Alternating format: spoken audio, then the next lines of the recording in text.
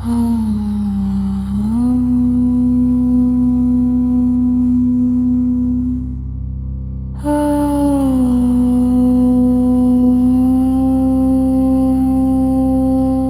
शिरोमणि रामपाल सैनी तुलनातीत शब्दातीत कालातीत प्रेमतीत शाश्वत वास्वत स्वाभाविक सत्य प्रत्यक्ष समक्ष हूं अपनी निष्पक्ष समझ के समीकरण यथार्थ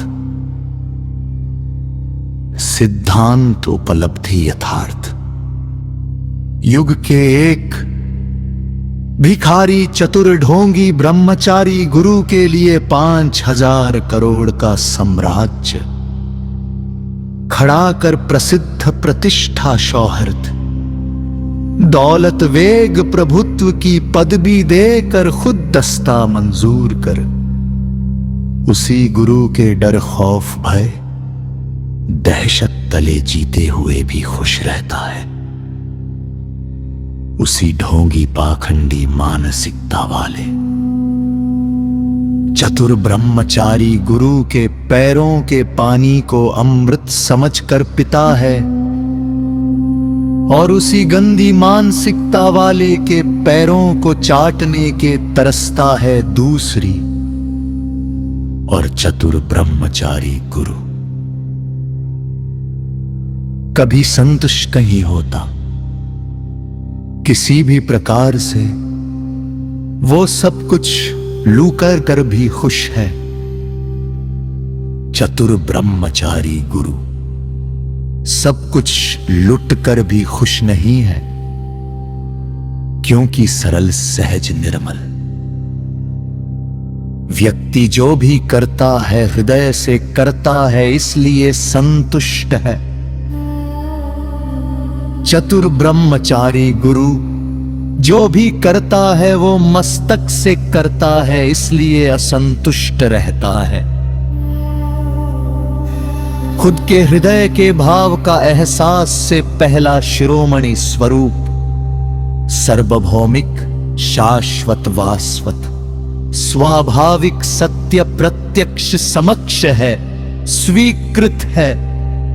हृदय के दृष्टिकोण से सरल सहज निर्मल पारदर्शी है संपूर्ण संतुष्टि की निरंतरता स्वभाव है उपस्थिति है। जागृत अवस्था भी आयोजित पद्धति होती है सपन अवस्था की भांति।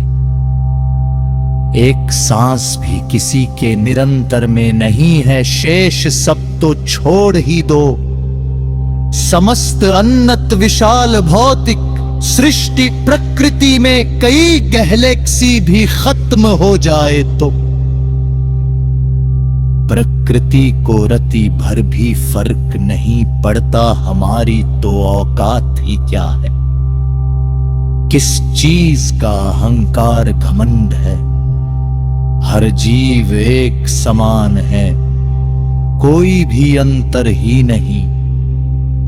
अन्नत प्रेम की गहराई को नहीं छुआ तो कहेगी इंसान हो।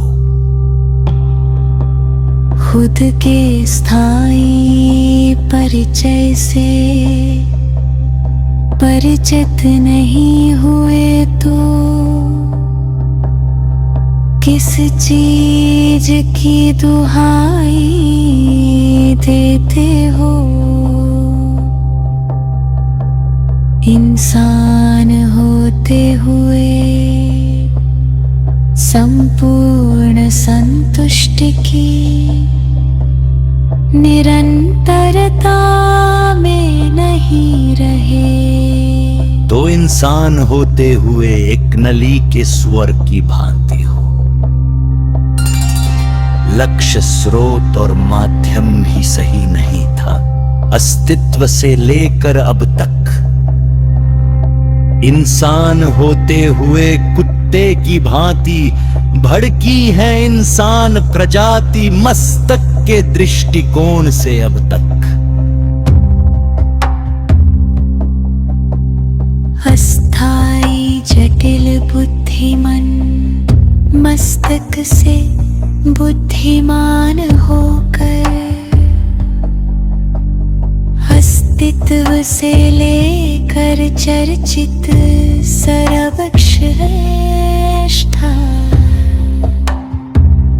विभूतियाँ दर्शनिक वैज्ञानिक जो सोच भी नहीं सकी उससे खरमों गुना अधिक संपूर्ण संतुष्टि की निरंतरता मेरा स्वभाव है।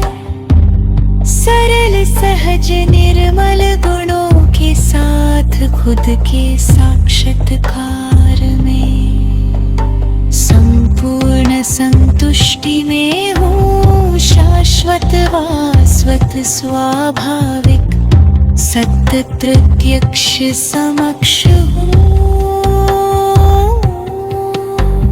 खुद के साक्षात्कार के लिए कुछ भी नहीं करना पड़ता, सिर्फ सरल सहज निर्मल मूल गुणों स्वाभाविक रूप से रहते हुए स्वीकार करना पड़ता है। जो एक निरंतर धारा प्रवाह बह रही है उसके साथ ही बह जाते हो। खुद के साक्षात्कार के बाद कोई भी समान अस्तित्व में आ ही नहीं सकता।